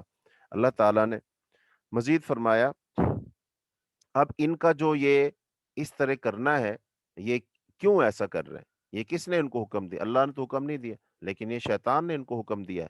تو فرمایا وَكَذَلِكَ زَيَّنَ لِكَثِيرٍ مِّنَ الْمُشْرِكِينَ قَتْلَ أَوْلَادِهِمْ شُرَكَاؤُهُمْ، اور اسی طرح بہت سے مشرکوں کے لیے ان کے دیوتاؤں نے ان کی اولاد کا قتل پسندیدہ بنا رکھا ہے، تاکہ وہ انہیں ہلاک کر دیں اور ان کے لیے ان کا دین مشکوک بنا دیں، اور اگر اللہ چاہتا تو وہ یہ کام نہ کرتے۔ چنانچہ انہیں ان کے جھوٹ کو ان کے حال پر چھوڑ دیجئے، وہ جو گھڑتے ہیں، اور وہ اپنے جھوٹے خیال کے مطابق انہوں نے کہا یہ چوپائے اور یہ کھیتی ممنوع ہے، انہیں بس وہی کھا سکتا جسے ہم چاہیں، اور بعض چوپائے ہیں جن کی پشت پر سوار جن کی پشت پر سواری حرام کر دی گئی ہے، اور بعض چوپائے ہیں جن پر وہ اللہ کا نام نہیں پڑھتے، یہ سب وہ اللہ پر جھوٹ گھڑتے ہوئے کرتے ہیں، وہ جلد ہی انہیں اس جھوٹ کی سزا دے گا جو وہ کرتے ہیں۔ تو اب بعض مشرک جو ہیں وہ اپنے بتوں کے نام اپنی اولاد کو، اپنے چوپایوں کو، اپنی کھیتیوں کو چڑھاوا چڑھا دیتے ہیں کہ بس وہ خوش ہو جائے۔ جیسا کہ ہندوستان میں ابھی بھی انسانوں کی قربانی کی جاتی ہے بتوں کے نام پر اور دیگر جگہوں پر، اور ہمارے مسلمان جو ہے وہ بھی بعض پیر و فقیروں کے نام پر وہ اپنے بچوں کو ذبح کر دیتے ہیں، ان کا خون بہا دیتے ہیں۔ ایسے بہت سارے واقعات خبروں کی زینت بنتے ہیں، چونکہ اب تو میڈیا ہے، میڈیا کے اندر بہت ساری چیزیں ایسی دکھائی جاتی ہیں، تو لہذا یہ لوگ اپنی اولاد کو قتل کر دیتے ہیں۔ کس کے لیے؟ ان ظالموں کے کہنے پر، شرک کو پورا کرنے کے لیے، اپنی جو انہوں نے منت مانی ہوتی ہے اس کو پورا کرنے کے لیے، یا وہ جو جادو ٹونا کر رہے ہوتے ہیں اس کے لیے، یا وہ تعویذ وغیرہ لکھوانے کے لیے کرتے ہیں اس لیے، تو وہ اپنی اولادوں کو قتل کر دیتے ہیں، اور ایسا کر کے وہ پچھتاتے نہیں ہیں کہ میں نے کوئی غلط کیا، بلکہ اس پر بھی وہ مطمئن ہوتے ہیں کہ نہیں نہیں ہم نے صحیح کیا ہے، تو لہذا میرا یہ کام کسی صورت غلط نہیں ہے، تو لہذا وہ اپنے اس کام کو صحیح سمجھ کر کرتے ہیں، چونکہ انہوں نے تو یہ کر کے بہت بڑا مقصد پا لیا، تو لہذا وہ اپنے مقصد میں کامیاب ہو جائیں گے۔ تو لہذا شیطان نے ان کے ان اعمال کو، جو برے اعمال ہیں، ان کو مزین کر کے ان کے سامنے دکھا دیا ہے۔ تو اللہ تعالیٰ نے چونکہ چونکہ سورت مکی صورت ہے نا، تو اس مکی صورت میں مشرکین مکہ زیادہ مخاطب ہیں، تو یہ مشرکین مکہ جو شرک کرتے تھے، جس جس لحاظ سے شرک کرتے تھے، اس سارے شرک پر روشنی ڈالی جا رہی ہے کہ یہ شرک ہے، اور یہ کام اللہ تعالیٰ کو پسند بالکل نہیں ہے۔ تو ایسے ہی اب اللہ رب العالمین نے مزید ان کا جو شرک ہے اس کے بارے میں ذکر کیا ہے۔ آیت نمبر 143 کے اندر اللہ تعالیٰ نے ذکر فرمایا کہ وَثَمَانِيَةَ أَزْوَاجٍ مِّنَ الظَّأْنِ اثْنَيْنِ مِنَ الْمَعْدِ اثْنَيْنِ، اور یہ 8 قسمیں پیدا کی ہیں، 2 بھیڑوں میں سے، 2 بکری میں سے۔ اے نبی کہہ دیجئے کیا اس اللہ نے دونوں کے نر حرام کیے ہیں، یا دونوں کی مادائیں، یا وہ بچے جو دونوں ماداؤں کے پیٹ میں ہوں؟ ٹھیک ٹھیک علم کے ساتھ مجھے بتاؤ اگر تم سچے ہو۔ اور وہ اونٹوں میں سے، اور اور 2 گائیوں میں سے کہہ دیجئے کہ اللہ نے دونوں کے نر حرام کیے، یا دونوں کی مادائیں، یا وہ بچے جو دونوں ماداؤں کے پیٹ میں ہیں۔ کیا وہ تم اس وقت حاضر تھے جب اللہ نے تمہیں یہ تاکیدی حکم دیا تھا؟ پھر اس شخص سے بڑھ کر ظالم کون ہوگا جس نے اللہ پر جھوٹ گھڑا تاکہ وہ بغیر علم کے لوگوں کو گمراہ کرے، بے شک اللہ ایسے ظالم لوگوں کو ہدایت نہیں دیتا۔ یعنی کہ یہ جانوروں کی بات ہو رہی ہے کہ جانوروں میں سے وہ بعض کہتے تھے کہ یہ حلال ہے اور بعض کہتے تھے یہ حرام ہے، تو لہذا اب یہ حرام اور حلال کا فیصلہ کس نے کیا؟ یہ انہوں نے خود کیا، اور کہتے ہیں یہ ہمارے فلاں بت کے لیے، ہمارے فلاں بت کے لیے۔ یعنی کہ بتوں کے نام پر جانور چھوڑنا، بتوں کے نام پر کھیتیاں وقف کرنا، بتوں کے نام پر اولادیں وقف کرنا، یہ پرانا طریقہ چلا آ رہا ہے، حالانکہ یہ سارے کا سارا شرک ہے۔ ان بتوں کے نام ایسا کیوں کرتے ہو؟ چونکہ یہ لوگ ان بتوں سے ڈرتے ہیں، خوف کھاتے ہیں، ان کے بارے میں بہت سارے نظریات بنے ہوئے ہیں۔ اگر تم نے ان کے نام کی نظر نیاز نہ دی، ان کے نام جانور ذبح نہ کیے، ان کے نام اناج اور کھیتیاں وقف نہ کی، تو تمہاری کھیتیاں تباہ ہو جائیں گی، تمہارے جانور مر جائیں گے، تمہارے بچے مر جائیں گے۔ اس طرح کی باتیں شیطان ان کے دماغ میں ٹھوکتی ہیں، اور یہ لوگ ان اپنے باطل نظریات اور کمزور عقائد کی بنا پر ایسا کام کر رہے ہوتے ہیں، حالانکہ یہ سارے کا سارا شرک ہے، اور شرک وہ گناہ ہے جو اللہ تعالیٰ کو پسند نہیں ہے۔ تو مشرکین مکہ کو یہی بات سمجھانے کی کوشش کی جا رہی ہے، یہ جو تمہارے بت ہیں، بتوں کے نام تم سارے کام کرتے ہو، یہ بالکل غلط ہے، یہ اللہ تعالیٰ کو ہرگز پسند نہیں ہے، یہ تمہارے اپنے ڈھکوسلے ہیں جو تم نے بنائے ہوئے۔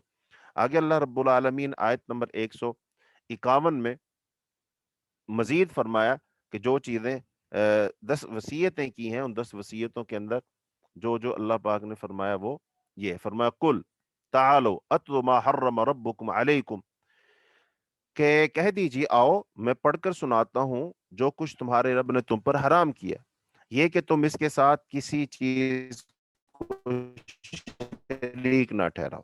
پہلی بات یہ ہے، شرک بالکل حرام ہے، اللہ کے ساتھ ذات میں، صفات کے تقاضوں میں شرک نہیں کرنا چاہیے۔ پھر فرمایا اور ماں باپ کے ساتھ نیکی کرو، اور اپنی اولاد کو بھوک کے ڈر سے قتل نہ کرو، ہم تمہیں بھی اور ان کو بھی رزق دیتے ہیں، اور بے حیائی کے کاموں کے قریب نہ جاؤ، خواہ وہ ظاہر ہوں یا چھپے ہوں، اور کسی ایسی جان کو قتل مت کرو جسے اللہ نے حرام کیا ہو، سوائے اس کے جس کا قتل برحق ہو۔ ان ساری باتوں کی اللہ تعالیٰ نے تمہیں تاکید کی ہے تاکہ تم عقل سے کام لو۔ تو اب ان آیات میں جو چیزیں حرام ہیں، جو جن چیزوں کو اللہ تعالیٰ نے جن سے منع کیا ہے ان کا ذکر فرمایا، پھر آگے فرمایا ولا تقربوا مال الیتیم، اور یتیم کے مال کے قریب نہ جاؤ، اس طریقے سے جو سب سے اچھا ہو، مگر اس طریقے سے جو سب سے اچھا ہو، یہاں تک کہ وہ پختگی کی عمر کو پہنچ جائے، اور تم ناپ اور تول کو انصاف کے ساتھ پورا کر دو۔ ہم کسی جان کو اس وقت اس کی طاقت سے بڑھ کر تکلیف نہیں دیتے، اور جب تم کوئی بات کہو تو انصاف سے کام لو، اگرچہ معاملہ تمہارے قریبی رشتہ دار کا ہو، اور تم اللہ کا عہد پورا کرو، اور ان ساری باتوں کی اللہ نے تمہیں تاکید کی ہے تاکہ تم نصیحت حاصل کرو۔ تو یہ وہ کام ہے جن کا اللہ رب العالمین نے حکم دیا ہے، یعنی ان میں سے بعض کام جو ہیں شرک کے ہیں تو ان کو چھوڑنے کا حکم دیا ہے، بعض کام نیکی کے ہیں ان کو کرنے کا حکم دیا ہے۔ اب اس میں سے سب سے اہم بات جو شرک کے بارے میں تفصیلاً بات ہو چکی گاہے گاہے، والدین کے جو احسانات ہیں، والدین کے حق ہیں، یہ بھی تقریباً سب لوگ جانتے ہیں۔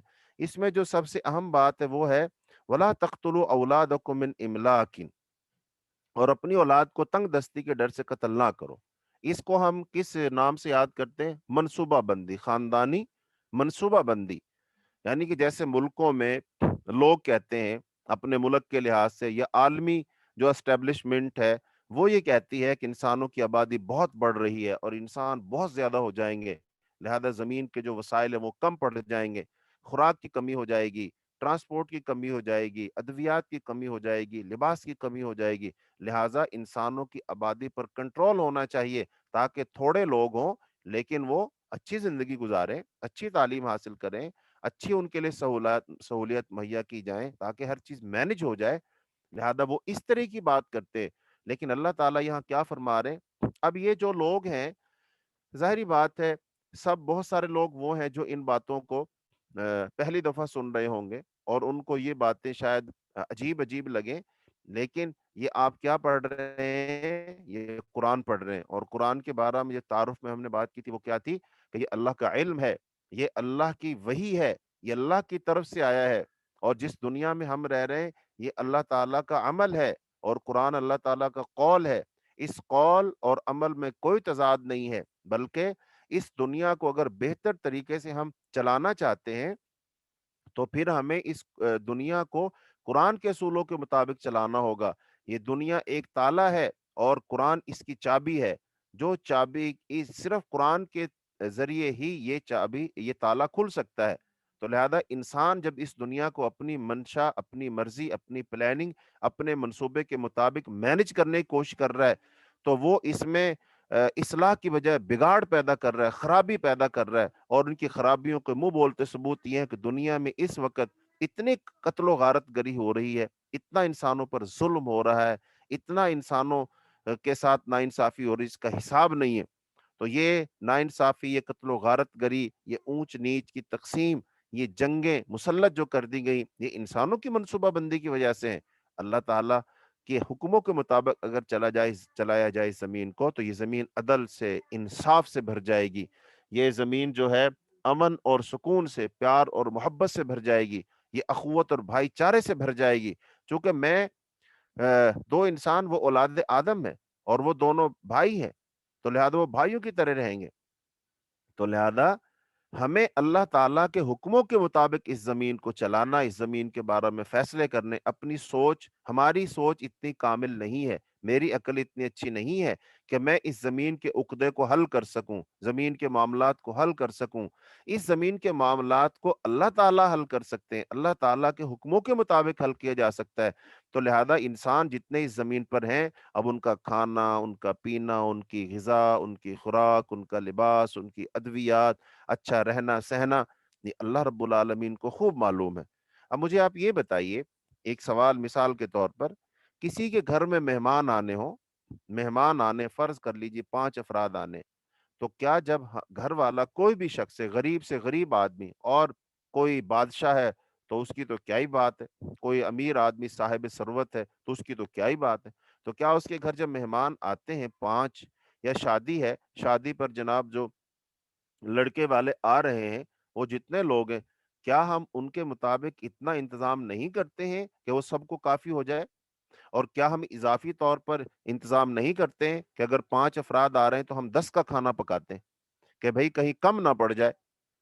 تو ایک انسان 5 افراد آئیں تو 10 کا کھانا پکاتا ہے، اچھی منصوبہ بندی کرتا ہے کہ وقتی طور پر پریشانی نہ ہو، تو کیا خیال ہے؟ اللہ رب العالمین کے علم میں نہیں ہے کہ اس دنیا پر کتنے انسان آئیں گے، کتنے انسانوں نے آنا ہے، پھر کتنے انسانوں کا کھانا، کتنے انسانوں کے لیے پھل، کتنا انسانوں کے لیے پانی، کتنا انسانوں کے لیے غذا کتنی چاہیے؟ جب ایک انسان تو اپنے گھر آنے والوں کے لیے اچھا بندوبست کرے، تو کیا اللہ رب العالمین اس زمین پر آنے والے انسانوں کے مطابق بندوبست نہیں کریں گے؟ کہ اللہ تعالیٰ کا بندوبست ناقص ہوگا؟ کیا اللہ تعالیٰ کی حکمت عملی ناقص ہوگی؟ کیا اللہ کو پتہ نہیں ہے کہ قیامت کے دن تک کتنے انسان پیدا ہوں گے اور ان کو کتنی خوراک چاہیے، کتنی زمین چاہیے، کتنا پانی چاہیے؟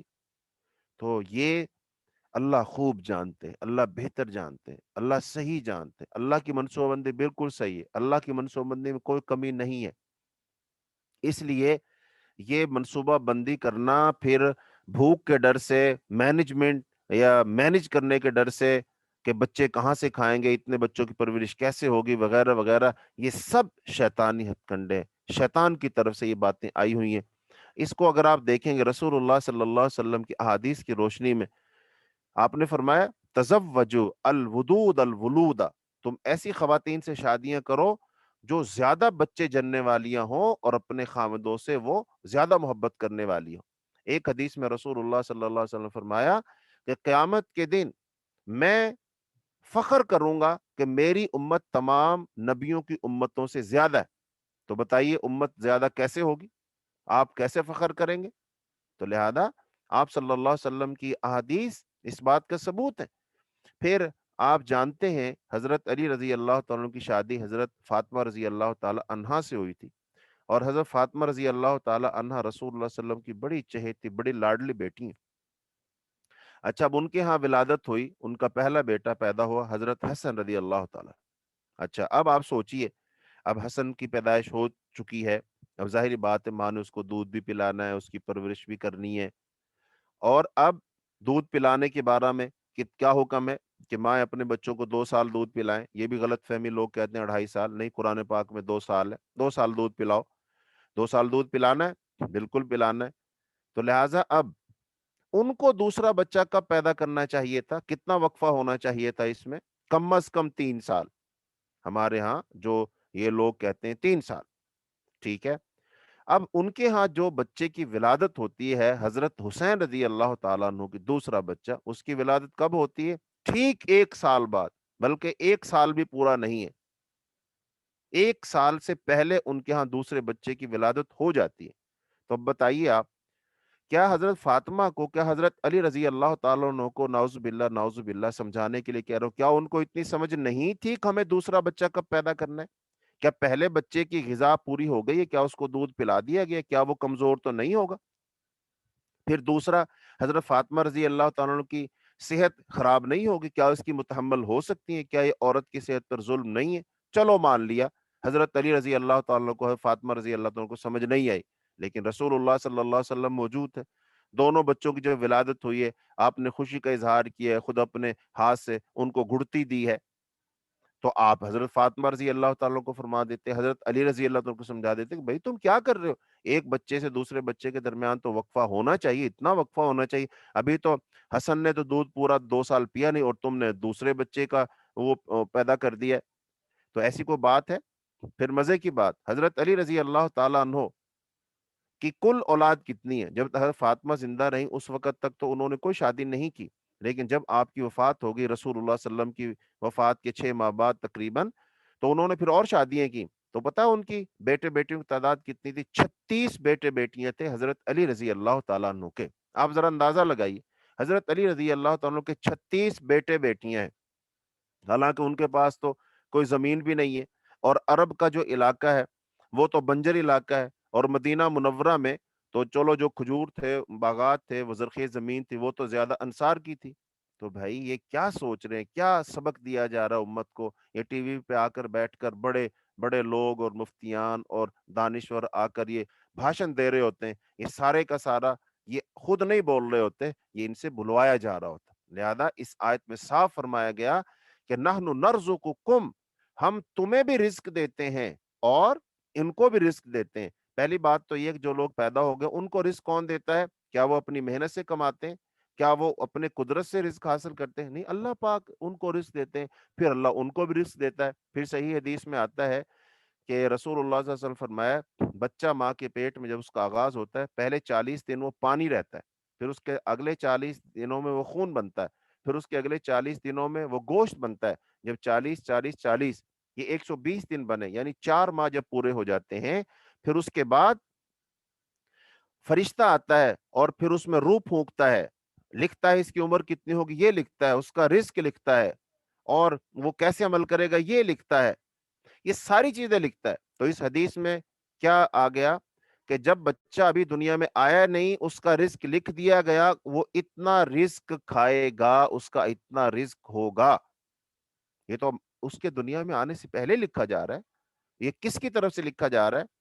اللہ تعالیٰ کی طرف سے لکھا جا رہا ہے. تو کیا اللہ پاک کے پاس رزق کے خزانے نہیں ہے؟ اللہ پاک کے پاس رزق کے خزانے. تو جب اللہ رزق دے گا تو کون رزق کو تنگ کر سکتا ہے؟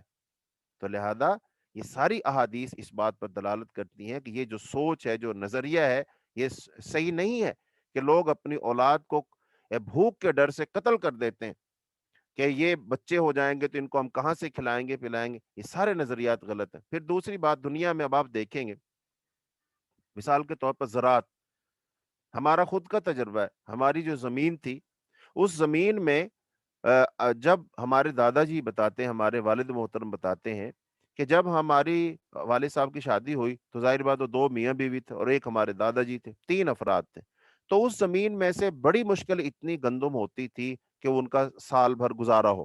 لیکن جب آگے اللہ پاک نے ان کو اولاد دی، اس کے ساتھ ساتھ وہی کھیت تھے، ان کھیتوں سے پیداوار بڑھ گئی.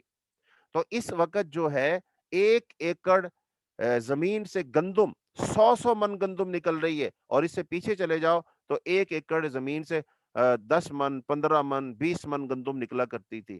اور بہت ساری زمینیں جو سیم والی تھیں، تھور والی تھیں، بنجر زمینیں تھیں، غیر آباد زمینیں تھیں، آج وہ ساری کی ساری زمینیں آباد ہو گئیں، لہلہاتی وہاں پر فصلیں وہاں سے ہزاروں من لاکھوں من گندم نکل رہی ہے۔ اس کا مطلب اگر اس زمین پر افراد کی انسانوں کی تعداد بڑی ہے، اسی کے لحاظ سے زمینیں بھی آباد ہوئی ہیں، اس سے فصلیں بھی زیادہ اگ رہی ہیں، غلہ بھی زیادہ ہے، اناج بھی زیادہ ہے۔ ایک سال میں پہلے 2 فصلیں ہوتی تھی زیادہ سے زیادہ، اب 4 4 5 5 فصلیں ماشاءاللہ کاشت کی جا رہی ہیں۔ اس کا مطلب اللہ رب العالمین نے رزق کے وسیع ذرائع کھولے ہوئے ہیں، لہذا اس میں اللہ پاک نے فرمایا اپنی اولاد کو اس سے بھوک کے ڈر سے قتل نہ کرو، ہم تمہیں بھی اور انہیں بھی رزق دیتے ہیں۔ اس کا مطلب رزق دینے والا اللہ تعالیٰ ہے۔ تو ان آیات میں اس بات کا ذکر کیا گیا، اور آخر میں اللہ تعالیٰ نے اس صورت کے آخر میں اس بات کا ذکر کیا کہ اے لوگو، دنیا میں جو تم عمل کرتے ہو، لہذا تمہارا عمل اس کے ذمہ دار بھی تم ہوگے، کوئی کسی دوسرے کا بوجھ نہیں اٹھائے گا۔ جو انسان کرے گا اس کو خود ہی حساب دینا پڑے گا۔ یہ اللہ تعالیٰ نے ارشاد فرمایا قرآن پاک میں۔ فرمایا اللہ تعالیٰ نے آیت نمبر 164 میں، آیت نمبر 164 میں اللہ تعالیٰ نے فرمایا قل اغیر اللہ ابغی ربا وہو رب کل شیء، کہ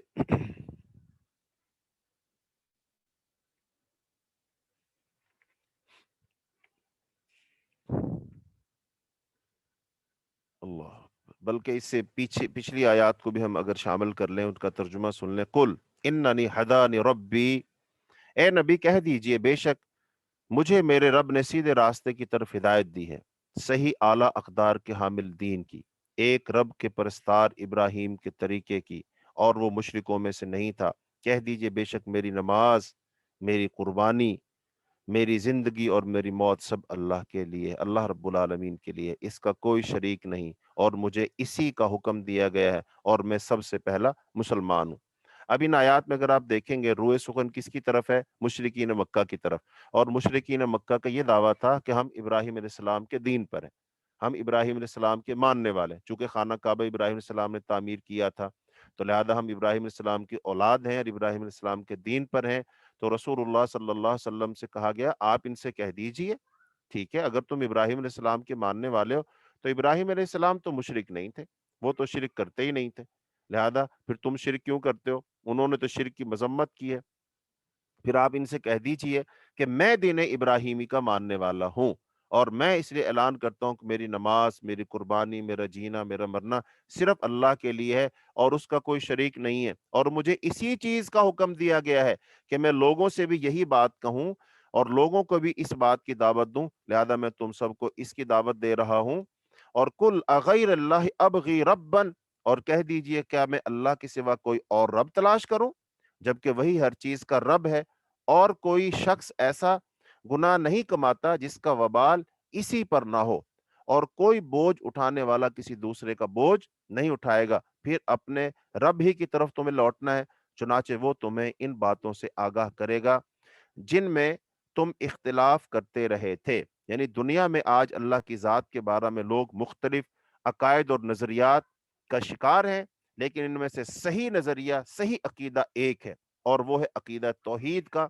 لہذا لوگ اختلاف تو کر رہے ہیں، لیکن اللہ تعالیٰ قیامت کے دن فیصلہ کر دے گا کون صحیح تھا کون غلط تھا، لیکن اس وقت جو لوگ غلط ثابت ہو جائیں گے ان کے پاس ماں سوائے پچھتانے کے کچھ بھی نہیں ہوگا۔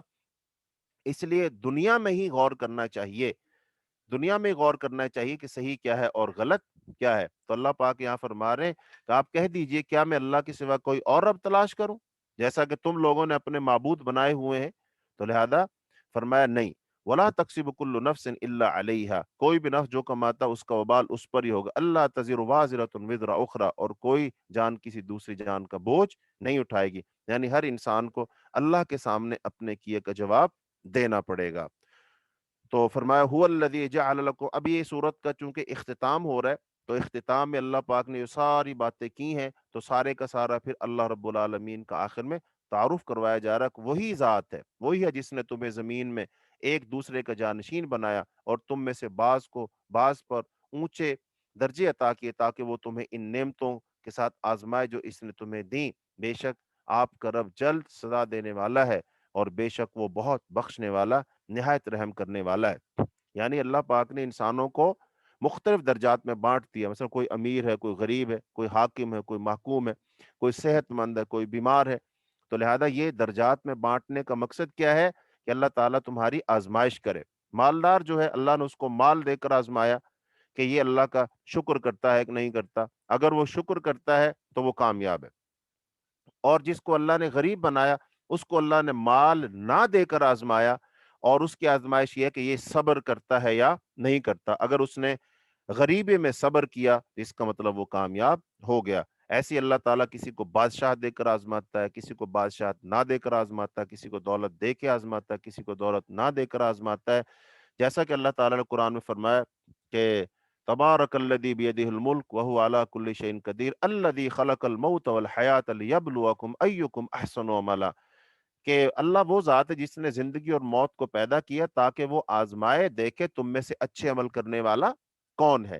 تو یہ دنیا میں انسان کی بنیادی طور پر آزمائش ہے۔ اب اس آزمائش میں کون کامیاب ہوتا ہے اور کون کامیاب نہیں ہوتا ہے، یہ دیکھنا اور اس کا فیصلہ قیامت کے دن ہوگا۔ تو اللہ تعالیٰ سے دعا ہے اللہ تعالیٰ ہمیں اس دنیا کی حقیقت کو سمجھنے کی توفیق عطا فرمائے، اللہ تعالیٰ ہمیں وہ کام کرنے کی توفیق عطا فرمائے کہ جن کی بنیاد پر ہم سرخرو ہو سکیں، ہم کامیاب ہو سکیں۔ تو وقت ہمارا ہو چکا ہے، تو کل انشاءاللہ الرحمن سورہ اعراف کے جو مضامین ہیں ان کا خلاصہ آپ کے سامنے بیان کیا جائے گا۔ اللہ تعالیٰ سے دعا ہے اللہ تعالیٰ ہم سب کا جمع ہونا، مل بیٹھنا، قرآن پاک کو سننا سنانا اللہ اپنی بارگاہ میں قبول فرمائے، اور جو ہمارا ادارہ ہے، ادارہ کے منتظمین ہیں، اللہ تعالیٰ ان سب کو جزائے خیر عطا فرمائے، اللہ ہم سب سے راضی اور خوش ہو جائے، اللہ تعالیٰ ہمیں ہر قسم کی وبا سے، ہر قسم کی بلا سے، ہر قسم کے موذی امراض سے، خاص طور پر جو کرونا کی وبا دنیا میں پھیلی ہوئی ہے، اللہ تعالیٰ اس سے ہم سب کو محفوظ فرمائے۔ اللہ جب تک زندہ رکھے دین پر، ایمان پر، اسلام پر، جب اللہ ہمیں موت دے ایمان والی، اسلام والی، کلمے والی، اللہ تعالیٰ ہمیں موت نصیب فرمائے۔ وآخر دعوانا الحمد للہ رب العالمین، سبحانک اللہم وبحمدک اشہد ان لا الہ الا انت استغفرک واتوب الیک۔ السلام علیکم ورحمۃ اللہ وبرکاتہ۔